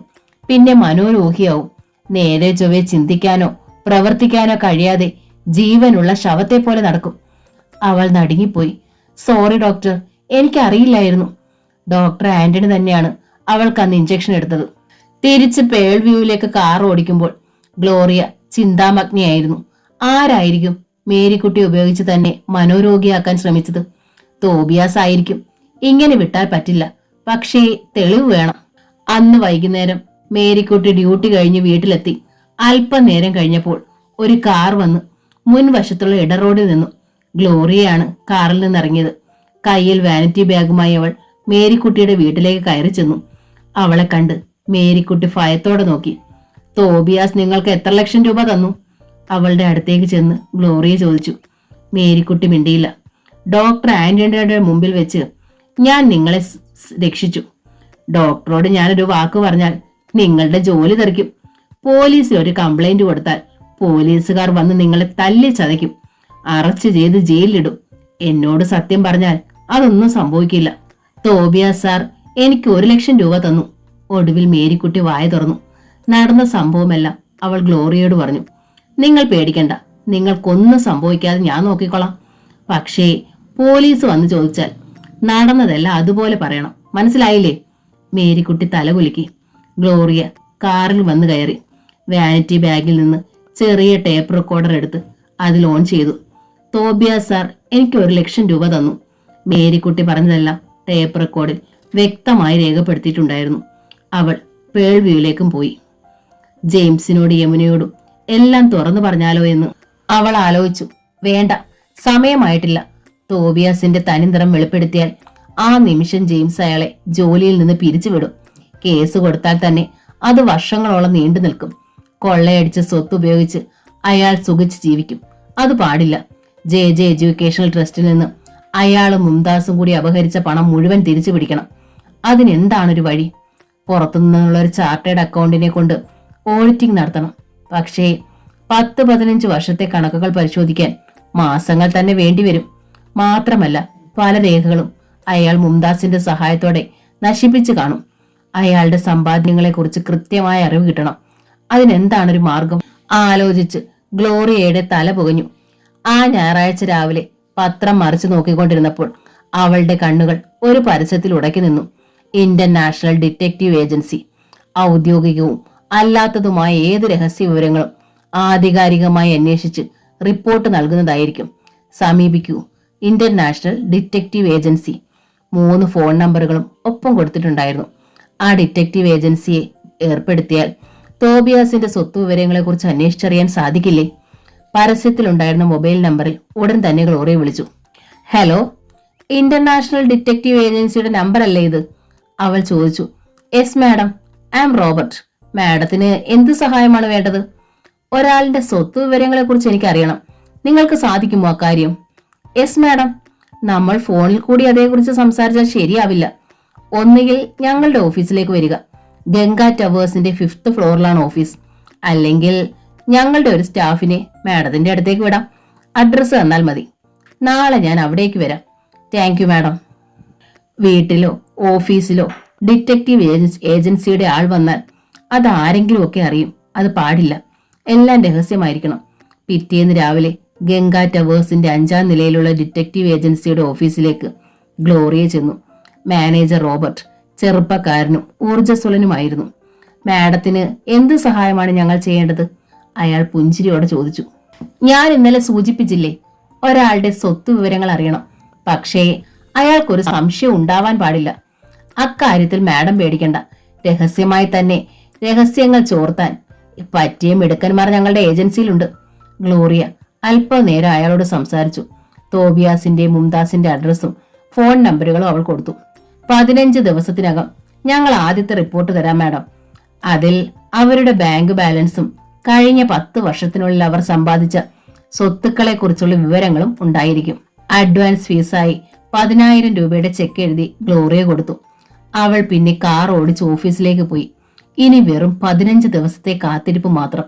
അറിയാതെ അവളുടെ ചുണ്ടുകളിൽ ഒരു പുഞ്ചിരി വിരിഞ്ഞു. ദീപയും ഒത്ത് സോഫിയ ക്ലാസ്സിലിരിക്കുമ്പോഴാണ് പ്രകാശ് നടന്നു വരുന്നത് അവൾ കണ്ടത്. സോഫിയ വേഗം എഴുന്നേറ്റ് പുറത്തേക്ക് ഇറങ്ങി ചെന്നു. പ്രകാശ് ഷേവ് ചെയ്തിട്ടില്ല, കുളിച്ചിട്ടില്ല, മുടി ചീകിയിട്ടില്ല. എന്താ സാർ? സോഫിയ ചോദിച്ചു. ആ ഡാനിയെ കണ്ട് സംസാരിച്ചാലോ എന്നാണ് എന്റെ ചിന്ത. കാര്യങ്ങൾ തുറന്നു പറഞ്ഞാൽ അയാൾ പിന്മാറിയെങ്കിലോ? അതേ ഉള്ളൂ എനിക്കൊരു പ്രതീക്ഷ. പ്രകാശിന്റെ കണ്ണുകളിലെ വേദന അവൾ കണ്ടു. അയാൾ പിന്മാറുമോ? അവൾ സംശയിച്ചു. ഞാനൊന്ന് ശ്രമിച്ചു നോക്കാം. അയാളുടെ വീട് എവിടെന്ന് അറിയാമോ സോഫിയക്ക്? അറിയില്ല. മാർട്ടിന സിസ്റ്ററോട് ചോദിച്ചാൽ പറഞ്ഞു തരില്ലേ? ചോദിച്ചു നോക്കാം. പെട്ടെന്നാണ് അവൾക്ക് മറ്റൊരു കാര്യം ഓർമ്മ വന്നത്. കൊറിയർ സർവീസ് വഴി ഡാനി അയച്ച പാഴ്സലിന്റെ കവറിന് പുറത്ത് അയാളുടെ അഡ്രസ് ഉണ്ടായിരുന്നു. ആ സാരി കവറിനുള്ളിൽ തന്നെ വെച്ച് പെട്ടിയിൽ സൂക്ഷിച്ചിട്ടുണ്ട്. അഡ്രസ് ഞാൻ നാളെ കൊണ്ടുവരാം സാർ. അവൾ അന്ന് ഓർഫനേജിൽ ചെന്ന ഉടനെ തന്നെ പെട്ടി തുറന്നു നോക്കി. കവറിന്റെ പുറത്ത് മേൽവിലാസം ഉണ്ടായിരുന്നു. പക്ഷെ അത് ചെന്നൈയിലെ ഒരു കമ്പനിയുടേതായിരുന്നു. മൊബൈൽ നമ്പറും ഉണ്ടായിരുന്നു. അവൾ ആ മേൽവിലാസം കീറിയെടുത്തുകൊണ്ടാണ് പിറ്റേന്ന് കോളേജിലേക്ക് പോയത്. പ്രകാശിന്റെ അടുത്ത് ചെന്ന് അവൾ അത് കൊടുത്തു. മൊബൈൽ നമ്പർ അയാളുടേതായിരിക്കും, ഞാൻ വിളിക്കാം. വൈകുന്നേരം പ്രകാശ് ആ നമ്പറിൽ വിളിച്ചു. മൊബൈൽ നമ്പർ അയാളുടേതായിരിക്കും, ഞാൻ വിളിക്കാം. വൈകുന്നേരം പ്രകാശ് ആ നമ്പറിൽ വിളിച്ചു. മിസ്റ്റർ ഡാനിയല്ലേ? കോൾ കിട്ടിയപ്പോൾ അയാൾ ചോദിച്ചു. അതെ, എന്റെ പേര് പ്രകാശ് മാത്യു എന്നാണ്. സോഫിയയുടെ കോളേജിലെ അധ്യാപകൻ കൂടിയാണ്. എനിക്ക് താങ്കളെ ഒന്ന് കാണണമെന്നുണ്ട്. എപ്പോഴാണ് സൗകര്യം? സോഫിയയുടെ സാറാണോ? അതെ, സോഫിയാണ് എനിക്ക് ഈ നമ്പർ തന്നത്. പറയൂ സാർ, എന്താണ് കാര്യം? ഫോണിലൂടെ പറഞ്ഞാൽ തീരുന്നതല്ല. ഡാനിയെ എവിടെ വന്നാൽ കാണാൻ സാധിക്കും? ഞാൻ എറണാകുളത്തൊരു കമ്പനിയിലാണ് ജോലി ചെയ്യുന്നത്. ഒന്നിടവിട്ട ദിവസങ്ങളിൽ വീട്ടിൽ വരും. അവിടെ റീത്ത് പള്ളിയുടെ അടുത്തുള്ള റോസ് കോട്ടേജാണ് എന്റെ വീട്. ഇനി നാളെ ഞാൻ വരും ഉച്ചയാവുമ്പോൾ. പിറ്റേന്ന് ഉച്ച കഴിഞ്ഞ് കാർ എടുത്ത് റോസ് കോട്ടേജ് അന്വേഷിച്ച് പ്രകാശ് പോയി. പള്ളിയുടെ അടുത്തായിരുന്നു ആ വീട്. മുറ്റത്ത് പൂന്തോട്ടമുള്ള ഭംഗിയുള്ളൊരു വീടായിരുന്നു അത്. കോളിംഗ് ബെല്ലടിച്ചപ്പോൾ പ്രൗഢയായ ഒരു സ്ത്രീയാണ് ഇറങ്ങി വന്നത്. ഡാനിയുടെ വീടല്ലേ ഇത്? അതെ. ആരാ? എന്റെ പേര് പ്രകാശ്. ഞാൻ ഡാനിയെ കാണാൻ വന്നതാണ്. നേരത്തെ സംസാരിച്ചിട്ടുണ്ടായിരുന്നു. അവൻ വന്നതേ ഉള്ളൂ. ഊണ് കഴിക്കുക, കയറിയിരിക്കൂ. ഡാനിയുടെ അമ്മയാണോ? അതെ. അമ്മയോടൊപ്പമാണ് തന്നെ കാണാൻ ഡാനി വന്നതെന്ന് സോഫിയ പറഞ്ഞ കാര്യം അയാൾക്ക് ഓർമ്മ വന്നു. പ്രകാശ് സ്വീകരണ മുറിയിൽ കയറി സോഫയിലിരുന്നു. അധികം വൈകാതെ ഡാനി അവിടേക്ക് വന്നു. അവർ പരസ്പരം ഒന്ന് നോക്കി. സോഫിയയുടെ സാറാണെന്ന് പറഞ്ഞപ്പോൾ കുറച്ച് പ്രായമുള്ള ഒരാളായിരിക്കണമെന്നാണ് ഞാൻ വിചാരിച്ചത്. മിസ്റ്റർ പ്രകാശിന് എന്താണ് സംസാരിക്കാനുള്ളത്? ഡാനി ചോദിച്ചു. സോഫിയെ ഡാനി കെട്ടാൻ തീരുമാനിച്ചു എന്നറിഞ്ഞു. ഉവ്, കുറെ നാൾ അന്വേഷിച്ച് അലഞ്ഞ ശേഷമാണ് മനസ്സിനിണങ്ങിയ ഒരു പെൺകുട്ടിയെ എനിക്ക് കണ്ടെത്താൻ കഴിഞ്ഞത്. സോഫിയ ഒരു ഓർഫനാണെന്ന് മനസ്സിലായപ്പോൾ ഇരട്ടി സന്തോഷമായി. കാരണം ഞാനും ഒരു ഓർഫനേജിലായിരുന്നു 2 വയസ്സുവരെ. ഇക്കാര്യത്തിൽ സോഫിയയുടെ ഇഷ്ടമോ സമ്മതമോ ഡാനി തിരക്കിയോ? ഇഷ്ടക്കുറവൊന്നും ഇല്ലെന്നാണ് കോൺവെന്റിൽ നിന്ന് കിട്ടിയ അറിവ്. അല്ലെങ്കിൽ തന്നെ എന്തുകൊണ്ട് അവൾക്ക് എന്നെ ഇഷ്ടമാകാതിരിക്കണം? ഒരനാഥ പെണ്ണിന് വേറെ എന്ത് ചോയ്സാണുള്ളത്? അവിടെയാണ് ഡാനിക്ക് തെറ്റിയത്. സോഫിയയും ഞാനും സ്നേഹത്തിലാണ്. ഞങ്ങൾ വിവാഹം കഴിക്കാൻ തീരുമാനിച്ചിരിക്കുകയാണ്. ദയവ് ചെയ്ത് ഡാനി ഈ ആലോചനയിൽ നിന്ന് പിന്മാറണം. ഡാനി ഞെട്ടി. അയാൾ പെട്ടെന്ന് പിന്നിലേക്ക് നോക്കി. മമ്മി ഇത് വല്ലതും കേട്ട് കാണുമോ എന്നായിരുന്നു അയാളുടെ ഭയം. വാ, നമുക്ക് പുറത്തു നിന്ന് സംസാരിക്കാം. ഡാനി അയാളെയും കൊണ്ട് മുറ്റത്തേക്ക് ഇറങ്ങി കാറിനടുത്ത് ചെന്ന് നിന്നു. നിങ്ങൾ പറയുന്നത് ഞാൻ വിശ്വസിക്കുന്നില്ല. അഥവാ ഇനി സത്യമാണെങ്കിൽ തന്നെ ഞാൻ കാര്യമാക്കുന്നില്ല. പഠിപ്പിക്കുന്ന അധ്യാപകനോട് പെൺകുട്ടികൾക്ക് ആരാധന തോന്നും. ക്ലാസ്സുകൾ കഴിയുമ്പോൾ അതങ്ങ് അവസാനിക്കും. നിസ്സാരമട്ടിൽ ഡാനി പറഞ്ഞു. ഇതങ്ങനെയല്ല ഡാനി, വി ആർ സീരിയസ്. അവളുടെ കോഴ്സ് തീരാൻ കാത്തിരിക്കുകയാണ് ഞങ്ങൾ. നിങ്ങൾ എന്തു പറഞ്ഞാലും ഞാനിനി പിന്മാറുന്ന പ്രശ്നമില്ല. ഞങ്ങളുടെ അച്ഛനോട് പറഞ്ഞു കഴിഞ്ഞു, പള്ളിയിലും അയച്ചു. സോഫിയെ ഞാൻ കെട്ടും. ഡാനി ഉറച്ചു നിന്നു. പക്ഷേ ഡാനി, ഇനി നിങ്ങളൊന്നും പറയണ്ട. അഥവാ സോഫിയയും നിങ്ങളും തമ്മിൽ പ്രേമമാണെങ്കിൽ തന്നെ നിങ്ങളോടുള്ള പ്രേമം എന്നോടുള്ള പ്രേമമാക്കി മാറ്റാൻ എനിക്ക് കഴിയും. എനിക്കതിൽ വിശ്വാസമുണ്ട്. മിസ്റ്റർ പ്രകാശിന് പോകാം. കൂടുതലൊന്നും സംസാരിക്കാൻ അവസരം കൊടുക്കാതെ ഡാനി വീട്ടിലേക്ക് കയറി വാതിലടച്ചു. ഇനി നിന്നിട്ട് കാര്യമില്ലെന്ന് പ്രകാശിന് തോന്നി. അയാൾ മെല്ലെ തിരിച്ചു പോന്നു. പിറ്റേന്ന് കോളേജിൽ വെച്ച് കണ്ടപ്പോൾ സോഫിയെ അയാൾ വിവരങ്ങൾ ധരിപ്പിച്ചു. ഇനി നമ്മൾ എന്ത് ചെയ്യും സാർ? ആദ്യോടെ അവൾ ചോദിച്ചു. എനിക്കറിയില്ല. നമുക്ക് എങ്ങോട്ടെങ്കിലും പോയാലോ? വേണ്ട സാർ, അങ്ങനെ ചെയ്താൽ സാറിനെ എല്ലാരും പഴിക്കും. അത് ഞാൻ സമ്മതിക്കില്ല. അന്ന് സോഫിയ ഓർഫനേജിൽ ചെന്നപ്പോൾ അവളെ സിസ്റ്റർ മാർട്ടിനെ വിളിപ്പിച്ചു. സിസ്റ്റർ ഗൗരവത്തിലായിരുന്നു.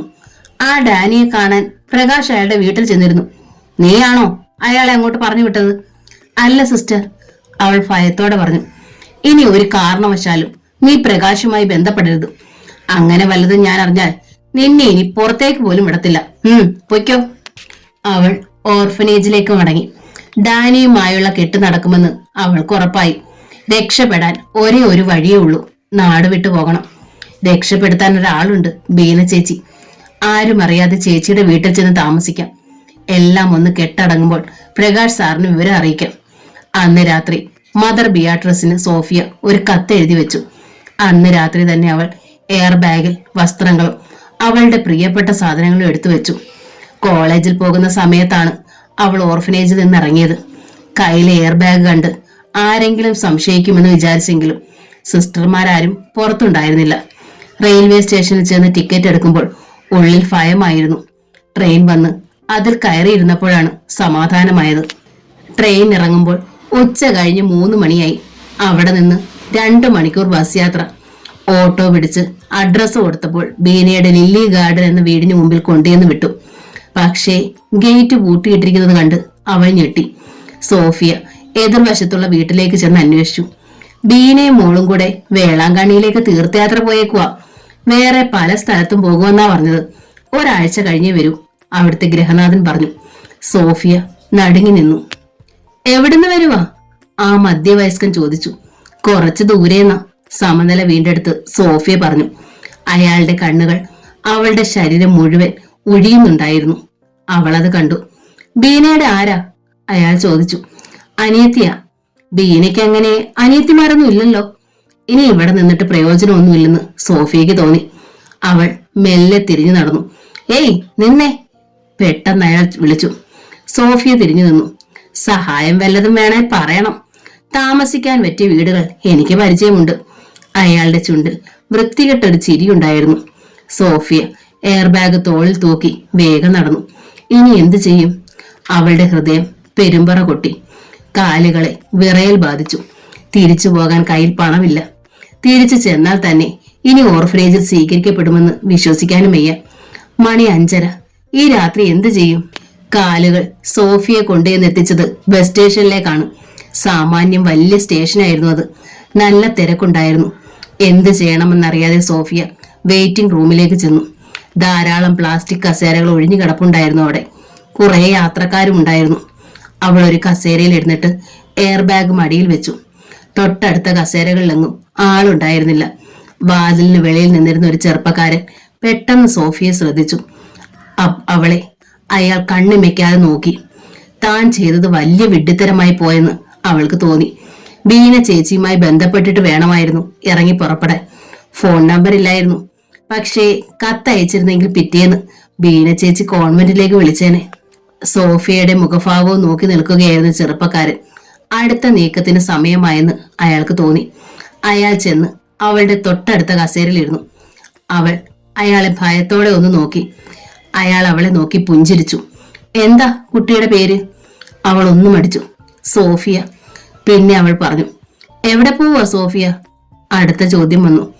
അവൾ മറുപടി പറഞ്ഞില്ല. ഒറ്റയ്ക്കേ ഉള്ളോ? സോഫിയ മുഖം കുനിച്ചിരുന്നതേ ഉള്ളൂ. എന്റെ പേര് അലക്സ് എന്നാ. ഇവിടെ ഒരു പ്രൈവറ്റ് കമ്പനിയിലാ ജോലി. സോഫിയ വീട്ടിൽ നിന്ന് പിണങ്ങി ഇറങ്ങിയതാ അല്ലേ? എനിക്ക് മനസ്സിലായി. അയാൾ വളരെ അടുപ്പത്തോടെ ചോദിച്ചു. സ്റ്റേഷനിലേക്ക് 2-3 ബസ്സുകൾ വന്നു. വെയിറ്റിംഗ് റൂമിൽ നിന്ന് ചില യാത്രക്കാർ ഇറങ്ങിപ്പോയി. ചിലർ കയറി വന്നു. എതിർവശത്തോടെ ഭിത്തിയോട് ചേർന്നിട്ടിരിക്കുന്ന കസേരകളിൽ മാന്യമായി വേഷം ധരിച്ചൊരു വൃദ്ധനും വൃദ്ധയും ബസ് കാത്തി. അവരുടെ കണ്ണുകൾ ഇടയ്ക്കിടയ്ക്ക് തന്റെ നേരെ നീണ്ടുവരുന്നത് സോഫിയ കണ്ടു.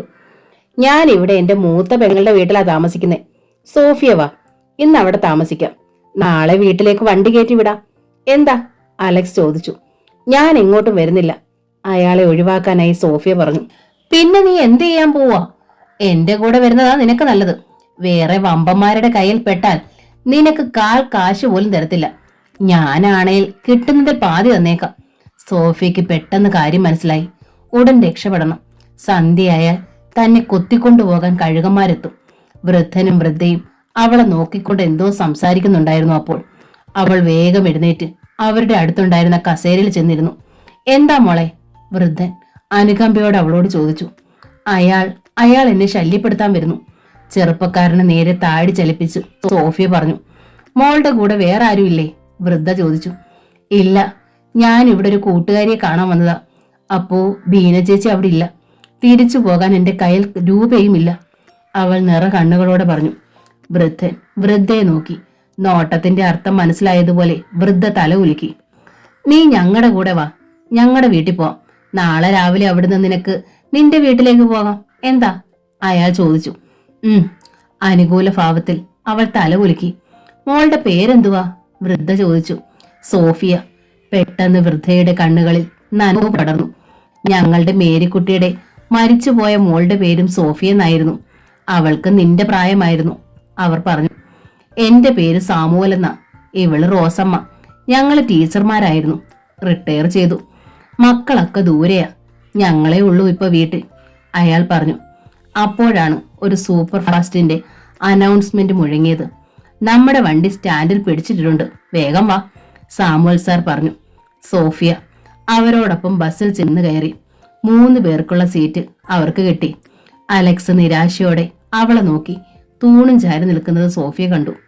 സ്റ്റാൻഡിൽ നിന്ന് ബസ് വിട്ടപ്പോഴാണ് അവൾക്ക് സമാധാനമായത്. കണ്ടക്ടർ വന്നപ്പോൾ സാമുവൽ സാർ 3 ടിക്കറ്റ് എടുത്തു. അപ്പോൾ അവൾക്കൊരു കാര്യം മനസ്സിലായി. വിചാരിച്ചതിലും ദൂരെയാണ് സ്ഥലം. ഞങ്ങൾ ഇവിടെ ഒരു ശവമടക്കിന് വന്നതാ മോളെ.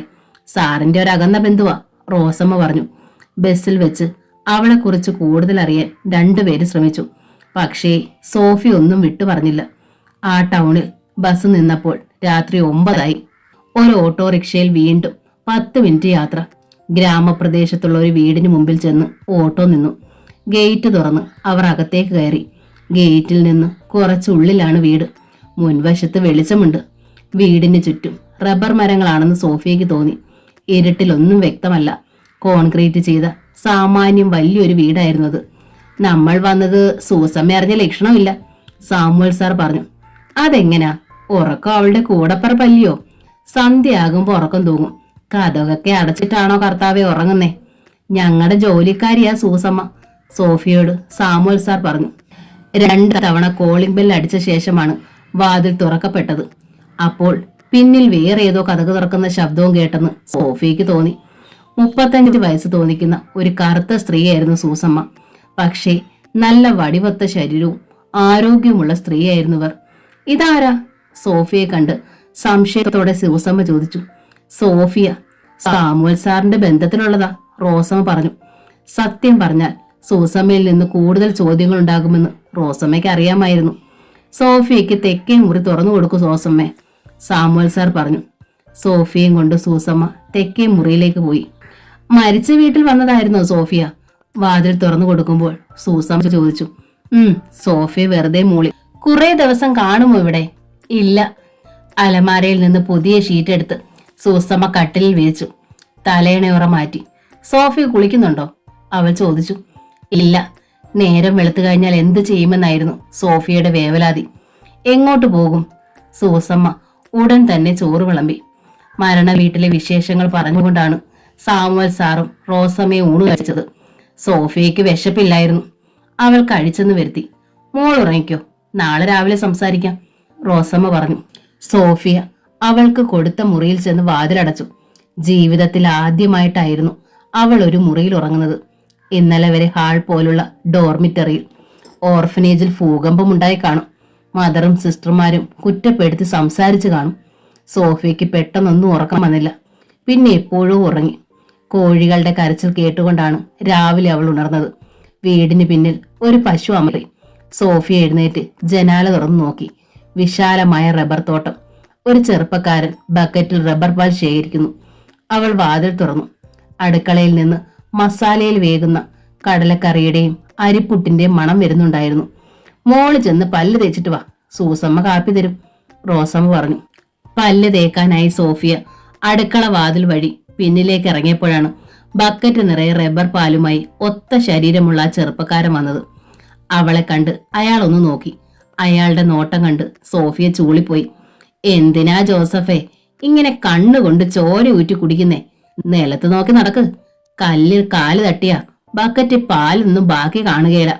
പിന്നിൽ നിന്ന് ഈർഷ്യയോടെ സൂസമ്മ വിളിച്ചു പറഞ്ഞു. സോഫിയ ഞെട്ടി തിരിഞ്ഞു നോക്കി. തേങ്ങ മുറിക്കാൻ വാക്കത്തിയുമായി സൂസമ്മ. അല്ല സൂസമ്മേ, പരിചയമില്ലാത്ത ഒരാളെ കണ്ടപ്പോ ആരാണെന്ന് നോക്കിയതാ, ജോസഫ് പറഞ്ഞു. സാമുവൽ സാറിന്റെ ബന്ധത്തിലുള്ളതാ. എന്താ ഇത്ര അറിഞ്ഞാ പോരായോ? അയാൾ ചിരിയുമായി ഉരപ്പുരയിലേക്ക് പോയി. ഇവിടുത്തെ റബ്ബർ വെട്ടുകാരനാ. അവന്റെ കയ്യിലിരിപ്പ് അത്ര ശരിയല്ല, അതാ ഞാൻ പറഞ്ഞ, സൂസമ്മ ന്യായീകരിച്ചു. തേങ്ങ മുറിച്ച വെള്ളം കളഞ്ഞിട്ട് അവൾ വീണ്ടും അടുക്കളയിലേക്ക് പോയി. വീടിന്റെ പിന്നിലുള്ള പറമ്പിലും റബ്ബറാണ്.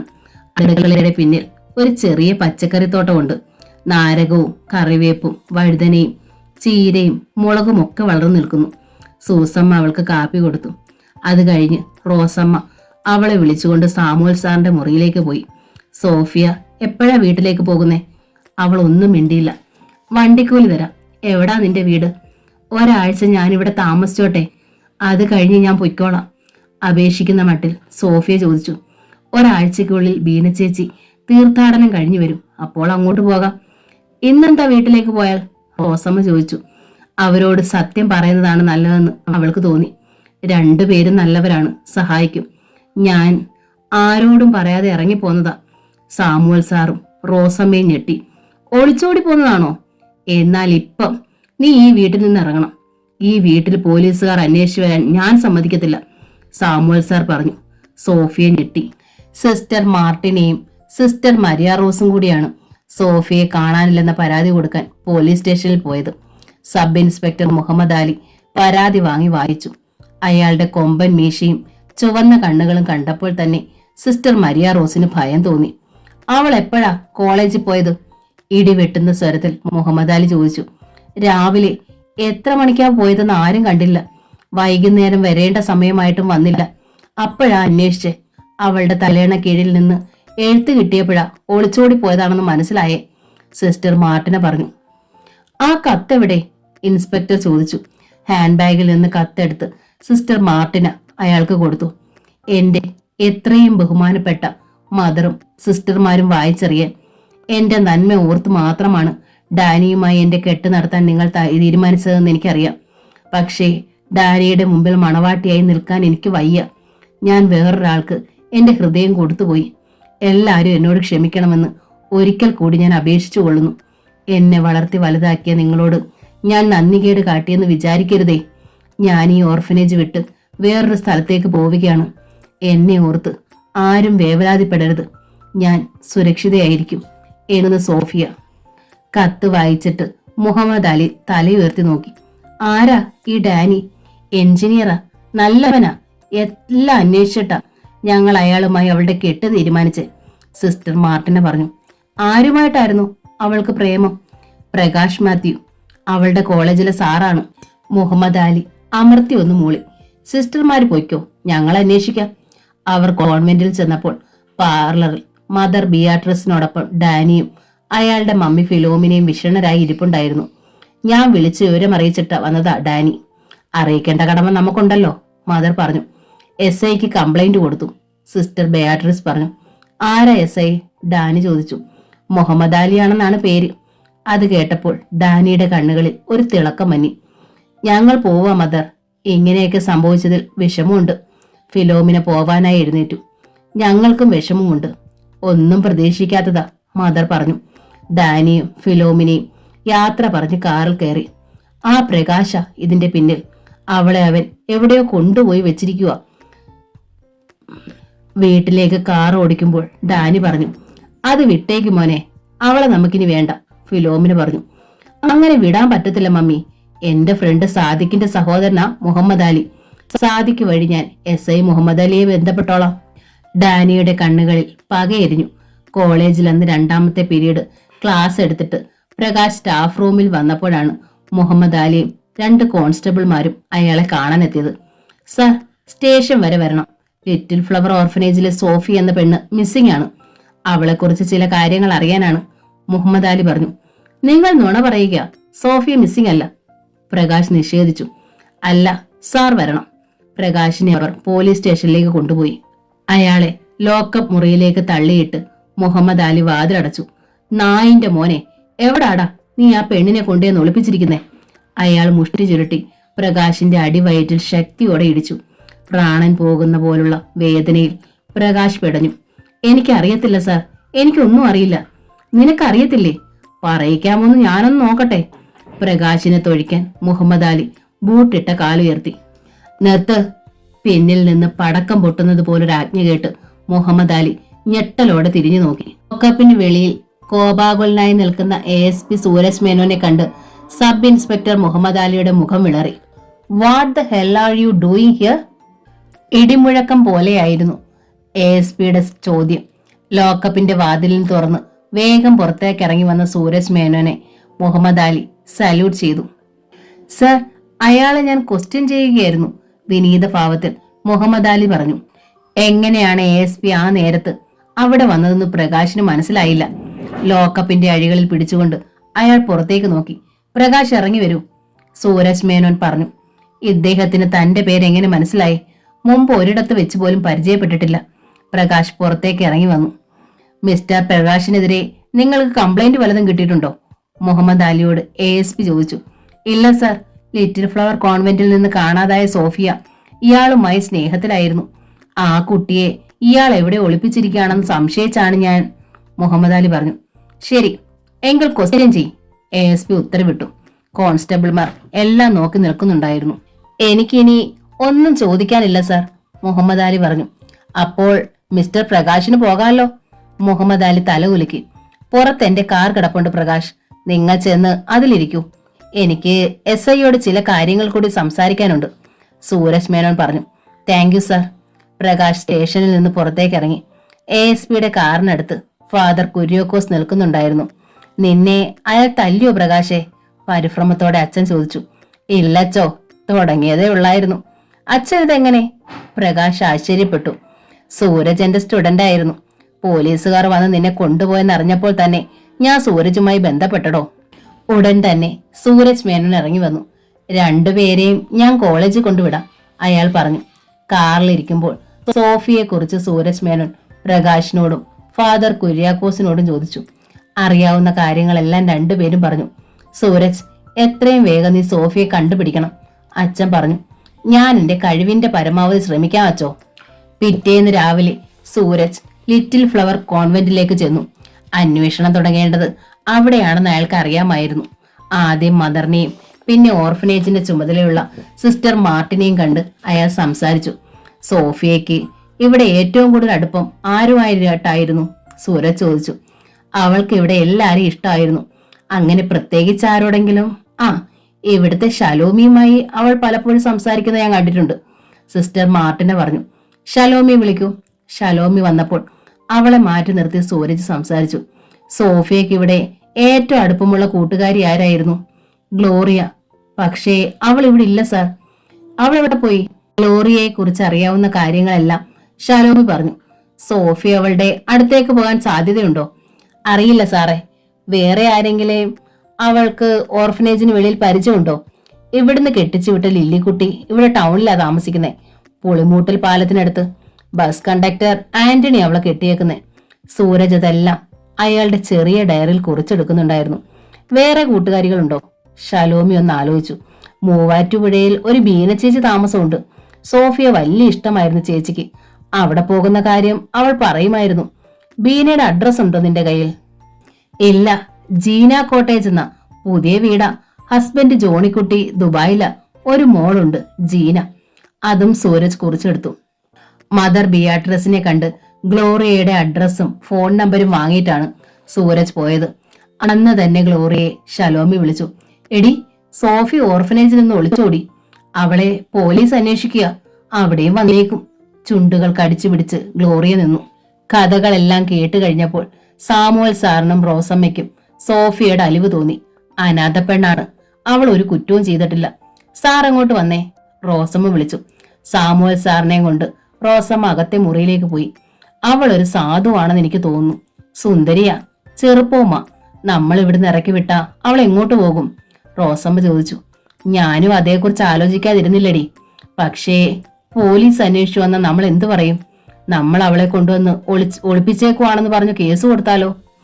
നമുക്ക് സത്യം പറയാം, അവൾ ഇടുന്ന് പോയാലാ കുഴപ്പം. നമ്മൾ സമാധാനം പറയേണ്ടി വരും. ഒരാഴ്ചത്തെ കാര്യമല്ലേ ഉള്ളൂ.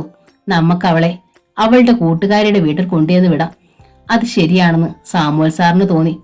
അവർ വീണ്ടും സോഫിയയുടെ അടുത്തേക്ക് ചെന്നു. തൽക്കാലം നീ ഇവിടുന്ന് പോകണ്ട സോഫിയ. ഒരാഴ്ച കഴിഞ്ഞ് സാമുവൽ സാർ നിന്റെ കൂട്ടുകാരിയുടെ വീട്ടിൽ കൊണ്ടുവന്ന് വിടും. എന്താ? റോസമ്മ ചോദിച്ചു. നന്ദിയുണ്ട്. ഈ സഹായം ഞാൻ ഒരിക്കലും മറക്കത്തില്ല, നിറകണ്ണുകളോടെ സോഫിയ പറഞ്ഞു. നീ ഓർഫനേജിൽ നിന്ന് ഇറങ്ങിപ്പോന്നതാണെന്ന് സൂസമ്മ അറിയണ്ട കേട്ടോ, സാമുവൽ സാർ പറഞ്ഞു. അവൾ തല കുലുക്കി. സൂസമ്മ അടുക്കളയിൽ അരി കഴുകി അടുപ്പത്തിടുകയായിരുന്നു. സോഫിയ അങ്ങോട്ട് ചെന്നു. എനിക്ക് കുക്കിംഗ് ഒന്നും അറിയത്തില്ല സൂസമ്മ അമ്മേ, പഠിപ്പിച്ചു തരാമോ? അവൾ ചോദിച്ചു. തരാമല്ലോ. സോഫിയ കുറച്ചു ദിവസം കാണുമോ ഇവിടെ? ഒരാഴ്ച കഴിഞ്ഞേ ഞാൻ പോകുന്നുള്ളൂ. കോളേജിൽ ക്ലാസ്സില്ലേ ഇപ്പം? ഇല്ല. ഹോസ്റ്റലിലാണോ താമസിക്കുന്നേ? അതാ ചോറും കറിയൊന്നും ഉണ്ടാക്കാൻ അറിയാത്തത്. സോഫിയയുടെ അമ്മച്ചി ഒന്നും പഠിപ്പിച്ചു തരത്തില്ലേ? എനിക്ക് അമ്മയില്ല. അത് കേട്ടപ്പോൾ സൂസമ്മയ്ക്ക് അവളോട് പെട്ടെന്നൊരു കാരുണ്യം തോന്നി. അതിനെന്താ, എല്ലാം ഞാൻ പഠിപ്പിച്ചു തരാമല്ലോ. അന്നു മുതൽ സൂസമ്മയ്ക്ക് സോഫിയ ശിഷ്യപ്പെട്ടു. അടുക്കളയിൽ അവൾ സൂസമ്മയെ എല്ലാ കാര്യങ്ങളിലും സഹായിച്ചു. മുറികൾ തൂത്തു തുടച്ചു. സാമുവൽ സാറിന്റെ റോസമ്മയുടെയും വസ്ത്രങ്ങൾ കഴുകി ഉണക്കി ഇസ്തിരി ഇട്ട് കൊടുത്തു. ചെടികൾക്ക് വെള്ളമൊഴിക്കാനും കോഴികൾക്ക് തീറ്റ കൊടുക്കാനും റബ്ബർ ഷീറ്റ് ഉണക്കിയെടുക്കാനും ഒക്കെ സോഫിയെ സഹായിച്ചു. 3-4 ദിവസം കൊണ്ട് അവൾ ആ വീട്ടിലെ ഒരു അംഗമായി. ഒരാഴ്ച വേഗം കടന്നുപോയി. സോഫിയയ്ക്ക് കൂട്ടുകാരിയുടെ അടുത്തേക്ക് പോകണ്ടായോ? സാമുവൽ സാർ ചോദിച്ചു. പോണം. എന്നാൽ നാളെ രാവിലെ ഞാൻ നിന്നെ കൊണ്ടുവന്ന് വിടാം. റെഡിയായിരുന്നോ? സോഫിയ നാളെ പോകുമെന്നറിഞ്ഞപ്പോൾ റോസമ്മയ്ക്ക് വിഷമമായി. മൂത്ത മകൾ മേരിക്കുട്ടിയുടെ ഇളയ മകൾ സോഫിയ 15 വയസ്സുള്ളപ്പോൾ ക്യാൻസർ വന്ന് മരിച്ചു. അവൾ ജീവിച്ചിരിപ്പുണ്ടായിരുന്നെങ്കിൽ സോഫിയയുടെ പ്രായം കണ്ടേനെ. സോഫിയെ കാണുമ്പോഴൊക്കെ വല്യപ്പച്ചനെയും വല്യമ്മച്ചയും കാണാൻ മരിച്ചുപോയ സോഫിയ മോൾ ഡൽഹിയിൽ നിന്ന് വെക്കേഷന് വന്നതുപോലെയാണ് റോസമ്മയ്ക്ക് തോന്നാറുള്ളത്. വെറും ഒരാഴ്ചത്തെ പരിചയമേ ഉണ്ടായിരുന്നുള്ളെങ്കിലും സാമുവൽ സാറിനെ റോസമ്മയും സൂസമ്മയൊക്കെ പിരിഞ്ഞു പോണല്ലോ എന്ന് ഓർത്തപ്പോൾ സോഫിയയ്ക്ക് സങ്കടമായി. ആപത്തിൽ ആശ്രയം തന്നവരാണവർ. സോഫിയ അവളുടെ വസ്ത്രങ്ങളെല്ലാം കഴുകി ഉണക്കി വൃത്തിയായി മടക്കി അവളുടെ ബാഗിൽ വെച്ചു. ഒരു ചെറിയ മണിപ്പേഴ്സിൽ അമൂല്യമായ 2 സാധനങ്ങൾ കൂടി അവൾ ഭദ്രമായി സൂക്ഷിച്ചിരുന്നു. ഒരു സ്വർണ്ണ മോതിരവും മാലയും. സോഫിയ ഇവിടുന്ന് പോയാൽ ഞങ്ങളെയൊക്കെ മറക്കുമോ? അന്ന് അത്താഴം കഴിക്കുമ്പോൾ സൂസമ്മ ചോദിച്ചു. ഒരിക്കലും ഇല്ല മാമേ. സമയം കിട്ടുമ്പോ ഇനിയും നീ വരത്തില്ലേ മോളെ? റോസമ്മ ചോദിച്ചു. തീർച്ചയായിട്ടും വരും. എനിക്ക് നിങ്ങളെ എല്ലാരെയും ഇനിയും കാണണം. സോഫി ഉണ്ടായിരുന്നത് കൊണ്ട് ഒരാഴ്ച ഇവിടെ നല്ല ആളും അനക്കം ഉണ്ടായിരുന്നു. ഇനി വീടുണരണമെങ്കിൽ വെക്കേഷന് പിള്ളേരൊക്കെ വരണം, നെടുവീർപ്പോടെ സാമുവൽ സാർ പറഞ്ഞു. മൂത്ത മോൾ മേരിക്കുട്ടി ഡൽഹിയിൽ നേഴ്സാണ്. തോമസ് കുട്ടി പോലീസ് വകുപ്പിലും. അവർക്കൊരു മോനുണ്ട്, അജിത്ത്. രണ്ടാമത്തെ മകൾ ജാൻസി അഹമ്മദാബാദിൽ ടീച്ചറാണ്. അതേ സ്കൂളിൽ തന്നെ അധ്യാപകനാണ് അവളെ കെട്ടിയിരിക്കുന്ന എബി. അവർക്ക് 2 പിള്ളേരുണ്ട്, റാണിയും റോഹിത്തും. ഇളയവൾ ജോളി മംഗലാപുരത്ത് നിന്ന് പഠിക്കുന്നു. അടുത്ത മാസം കോഴ്സ് കഴിഞ്ഞ് അവൾ വരും. എന്നിട്ട് വേണം അവളെ കെട്ടിക്കാൻ. 6 മണിക്ക് ടൗണിൽ ഒരു ബസ്സുണ്ട്, അതിൽ നമുക്ക് പോണം, സാമുവൽ സാർ പറഞ്ഞു. അങ്ങനെ തീരുമാനിച്ചാണ് അവർ അന്ന് ഉറങ്ങാൻ കിടന്നത്. വെളുപ്പാങ്കാലമായപ്പോൾ റോസമ്മയ്ക്ക് ഒരു നെഞ്ചുവേദന അനുഭവപ്പെട്ടു. ശ്വാസതടസ്സവും. അവരുടെ ഞെരക്കവും മൂളലും കേട്ട് സാമുവൽ സാർ ഉണർന്ന് ലൈറ്റിട്ടു. ഗ്യാസിന്റേതായിരിക്കും, ചൂട് വെച്ചാൽ മതി, മാറും. സൂസമ്മയോട് പറ ഇച്ചിരി വെള്ളം ചൂടാക്കി ഒരു കുപ്പിയിൽ ഒഴിച്ചു തരാൻ, റോസമ്മ പറഞ്ഞു. സാമുവൽ സാർ ചെന്ന് സൂസമ്മയെ വിളിച്ചുണർത്തി. സോഫിയും ഉണർന്നു. അവൾ വേഗം റോസമ്മയുടെ അടുത്തേക്ക് ചെന്നു. അമ്മച്ചിക്ക് എന്തു പറ്റി? ഉത്കണ്ഠയോടെ അവൾ ചോദിച്ചു. വയ്യ മോളെ, നെഞ്ചിലൊരു വേദന. സോഫിയ കിടക്കയിൽ ഇരുന്നു കൊണ്ട് റോസമ്മയുടെ നെഞ്ചു തടവി കൊടുത്തു. അപ്പോൾ അവർക്ക് ചെറിയ ആശ്വാസം തോന്നി. ചൂട് നിറച്ച കുപ്പിയുമായി സൂസമ്മ വന്നു. സോഫിയ അത് വാങ്ങി ചൂട് വെച്ചു കൊടുത്തു. വേദനയ്ക്ക് ഇത്തിരി കുറവുണ്ടായി. ഞാൻ പറഞ്ഞില്ലേ ഗ്യാസിന്റെയാ, റോസമ്മ പറഞ്ഞു. പക്ഷേ അപ്പോഴാണ് സോഫിയയ്ക്ക് ഒരു കാര്യം ഓർമ്മ വന്നത്. ഇതുപോലൊരു നെഞ്ചുവേദന വന്നാണ് 2 വർഷം മുമ്പ് സിസ്റ്റർ മാർഗരറ്റ് മരിച്ചത്. ഗ്യാസ് ട്രബിൾ ആണെന്നായിരുന്നു സിസ്റ്ററിന്റെ വിശ്വാസം. ഒടുവിൽ നെഞ്ചുവേദന സഹിക്കാതെ വന്നപ്പോൾ ഹോസ്പിറ്റലിൽ കൊണ്ടുവന്നപ്പോഴേക്കും സിസ്റ്റർ മരിച്ചു. അറ്റാക്ക് ആയിരുന്നു അത്. അമ്മച്ചി എന്തായാലും നമുക്ക് ഹോസ്പിറ്റലിലേക്ക് കൊണ്ടുപോകാം, അവൾ സാമുവൽ സാറിനോട് പറഞ്ഞു.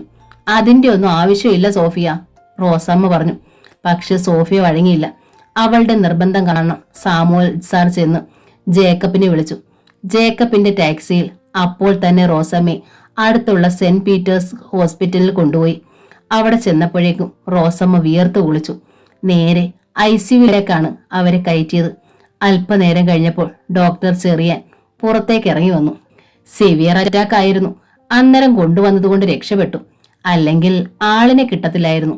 സാമുവൽ സാർ അത് കേട്ട് ഞെട്ടി. 2 ദിവസം കഴിഞ്ഞാണ് റോസമ്മയെ വാർഡിലേക്ക് മാറ്റിയത്. നിന്നെ ഞാൻ എപ്പോഴെങ്ങനെയാ മോളെ കൊണ്ടുവിടുന്നേ? ഒരാഴ്ചയും കൂടി കഴിഞ്ഞിട്ട് പോയാൽ മതിയോ നിനക്ക്? സാമുവൽ സാർ ചോദിച്ചു. അത് മതി, സോഫിയ പറഞ്ഞു. ആ തീരുമാനം തെറ്റായിരുന്നുവെന്ന് അവൾ അപ്പോൾ അറിഞ്ഞില്ല. മാനസപുത്രി എന്ന നോവലിന്റെ ഈ ഭാഗം ഇവിടെ പൂർണ്ണമാവുകയാണ്. ഈ നോവൽ നിങ്ങൾക്ക് ഇഷ്ടമായെങ്കിൽ ലൈക്ക് ചെയ്ത്, ഷെയർ ചെയ്ത്, സബ്സ്ക്രൈബ് ചെയ്യണേ. താങ്ക്